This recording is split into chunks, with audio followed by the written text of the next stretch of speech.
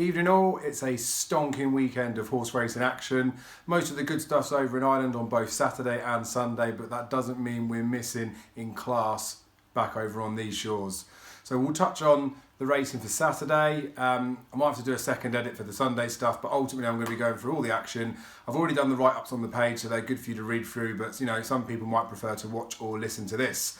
So without further ado, we'll look at the British action first. There's only really the one race at Aintree that I'm majorly interested in. There is still some good action over there, but it's the Virgin Bet Hurdle. So 2.5 miler. We've got Roxana in there, who was obviously the Mayor's Hurdle beneficiary when Benny Deju fell.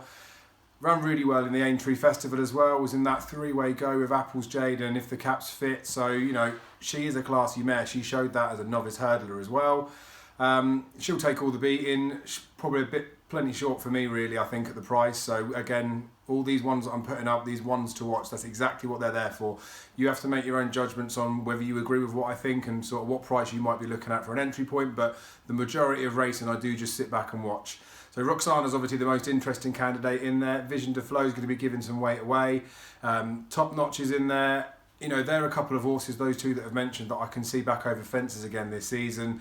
Just feel like someone like a Top Notch, maybe he could be good enough to go and do it. Seasonal reappearance tends to be needed by him, but it's a cracking race anyway over at Aintree. One well worth watching. We've got Wing Canton. It's probably the next best meeting to go through rather than going straight onto the Irish. There's a 2-mile novice hurdle at the start of that. Now there's some interesting form lines that come in from there from Chepstow. There's a couple of runners that ran there. Fiddler on the Roof of the Tizards. Now that'll probably be the favourite, and I think deservedly so. And there's Flicker Voyeur as well. That's Paul Nicholls' runner. That's a decent looking prospect. So there's a few nice ones in there. Be well worth watching the race. If anything, it franks some form from Chepstow. Obviously, Fiddler on the Roof was thrown straight in the deep end in the Persian Wall, coming second to Time Hill. That's why I think he deserves to be favourite. That's going to look a stonker. We've got the Rising Star Novices Chase, so another horse that appeared at Chepstow. We've got Reserve Tank. I didn't really know what to make of the sort of his performance at Chepstow immediately after the race, but taking a bit of time to reflect and have a look at it, I think fair play. It was a decent effort. The winner on the day deserved to be in Fergal O'Brien stable. We've seen since then has been in fantastic form. He's a decent horse in his own right. He's won a Grade 2, I think, at Cheltenham before anyway. So we saw Reserve Tank at his best in the spring last year. Maybe he's just going to be a bit more of a slow burner this season too. But I would undoubtedly expect him to win tomorrow. I don't really see any main dangers in there. If you say Run the Mares, she's a really, really nice type. She would probably be the one that if Reserve Tank was going to get beat, it has to be by her. The only thing you could sort of give him another excuse for. She does look a really nice type in her own right, though. The ground's supposed to be good at the moment at Wincanton. I'll see what the weather does overnight, because she wouldn't want it too soft, but she's not afraid of a little bit of rain. So they're the two that look the best in there. And we've got the main event for me, the Elite Hurdle. So we'll see Fusel Raffles, the Adonis Hurdle winner, and went over in Punchestown and won the champion 4-year-old hurdle as well. I think this horse could be very, very good this season, but we've seen time after time these juveniles that don't really go on again the following season. This horse, I think, is a little bit different.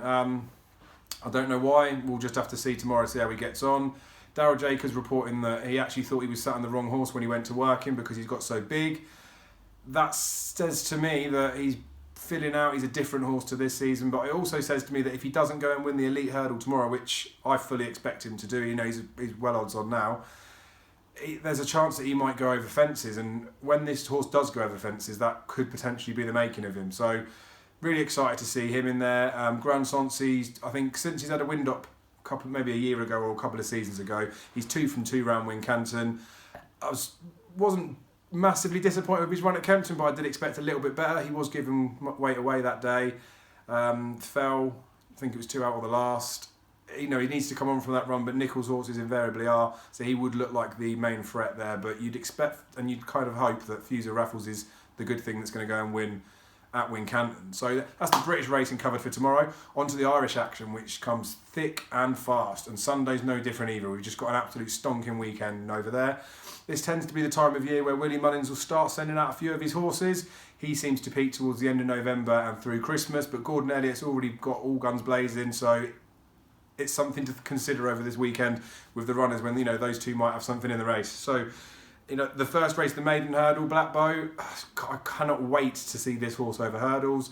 really highly touted bumper horse. Patrick Mullins has never hidden how highly he regards this horse. They missed the whole of last season. I'm not even aware that he even got a setback. I think it was just the ground. Soft to heavy is the forecast over there. There'll probably be more rain, so Blackbow's the one to beat for me. Price-wise, though, this is where my entry again. I always sort of look at these sort of things where I'm going to have a play in there. Now, the very man that fell at the last when it was running against Beacon's Edge the last day, I did actually back the very man then. 5-1 I thought was too big. I actually think he had the beating of Beacon Edge even though he fell. That's obviously going to scar him slightly, but I would probably be looking around about the same sort of price again if I was going to be interested. If he's bigger than that, then I'd be the one that I'd be tempted to go with, although I do think Blackbow could be the one. He's entitled to come on from the run there, isn't he? Because I think he's had, 500 plus days off. But the very man, I think, is a nice horse. Ground would be a slight unknown with him, but I don't think it would particularly be a problem. There's a couple of other Gigginstown horses in there. There's Embittered. Looks a nice horse. Got some really good form behind Envoy Elan there, so probably will be the shorter of those two Gigginstown that I've already mentioned.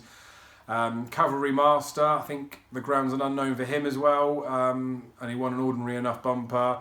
And then there's You Can Call Me Al that Barry Geraghty rides. And I know Mike Walsh probably gets the picks over there, but first time Hood, I think he's shown enough in his 2 starts to suggest that maybe he's got some ability for hurdling. And I think he started in a hurdle race and then went and ran in a bumper or something along those lines. So he's one definitely to watch in that race. We then go on to the Fishery Lane hurdle. Now it's an in and out race this. Some years we get some scorchers, some years we get some pretty naff in there. But the thing is, because it's a 4-year-old hurdle, typically we're not going to know how good the winner is until they've gone and done something. So Espoir de Land took this race last year, obviously went on to win a champion hurdle. Jetski, another McManus owned horse, took this in 2012 I think it was, before he went and ran in the Supreme or something similar. And obviously he went on to win a champion hurdle. So they're not all naff that's in here. There's a few other ones. There's Kitten Rocks. There's lots of different nice horses in here. And I'm trying to pick apart the field that's in there to try and work out who I think could be the best ones. And really I'm just drawn to Tiger Tap Tap. Now I know plenty of you, and I thought the same to begin with, that after he had the first run against Sir Eric where he was just beating a neck, we thought, right, this is it. These two are going to be top class. It's going to be they're the 1-2, like Mr. Adjudicator Fire Class for the Triumph. And then he sort of let it down the race after, didn't he, where Sir Eric was miles clear of him. And then actually in the Triumph itself, poor ill-fated Sir Eric, but Tiger Tap Tap was miles behind there. He obviously lives to fight another day. This is an interesting entry, I feel, because I feel the slower ground will probably help him. I think he came from Ireland and run in the summer last year and then went to William Mullins, so he wouldn't have had that much time to have had sort of a significant influence on the horse. So yeah, this season round I'm prepared to give Tiger Tap Tap another chance. It's interesting because I'll always look at the Racing Post tissue. I typically try and price up a race beforehand. I think they went around about 9-2, 5-1 for Tiger Tap Tap. Cannot see him being anywhere near that price. I think he'll be short. I think he deserves to be short-ish, but I put him around about a 2-1 mark, and I wouldn't be a confident sort of backer at that sort of price. I think Quartz de Rue, the other Willie Mullins horse, I think he's a stayer. I really, really do. So dropping him back to 2 miles is interesting more than anything, but obviously the slow ground's going to make it testing and his stamina will come into play. Gardens of Babylon's in there. Decent juvenile form. Really, really poor on the flat since, so that's a bit of a worry. I think he might have run in a handicap hurdle as well, maybe since. But yeah, there's a couple in there. There's another JP horse, Arvine, ran behind Keldestan and a Jarly at Chepstow, so one to keep an eye on. And then there's a few other ones in there that I think probably might need to step up. Surin's worth a mention, the mare. She wouldn't need to step up too much more to be competitive in this, and at least she comes in here with a recent win. I'd be disappointed if she was the best of the field though.